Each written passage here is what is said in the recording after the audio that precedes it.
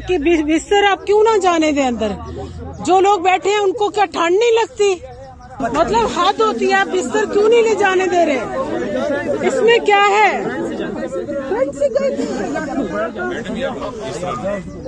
देखिए जी, इंसानियत के नाते हम लोग को मैडम इधर सिक्योरिटी तकलीफ की बात नहीं है, हमें कोई पता नहीं है कि आप कौन लेके आए, सामान में क्या है, हम इस तरह अच्छा चेक करके ले लें, आप चेक करके कर लें। नहीं, वो असल में मरे चाहते हैं कि मर जाए, मतलब आप इस तरह से नहीं कर मारना चाहते हैं, ये हुकूमत मारना चाहती है। आप इस तरह की बातें न करें मैडम। मैं क्यों न करूं? आप इजाजत लेके आए, इस क्या तरह के हमारे काम में मुदाखलत न करें। आपसे इजाजत लेके आएंगे?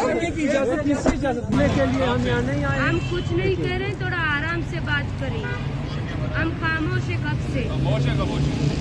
आप अपना काम करें, आप अपना काम करें, तारफ कराए अपना। मुझे अपना शनाख्ती कार्ड दिखाओ, मैं दिखाता हूँ आपको। शनाख्ती कार्ड दिखाओ, शनाख्ती कार्ड अपना। ऐसे हीरो बन रहे हैं आप लोग। मैडम आप जाएं आप।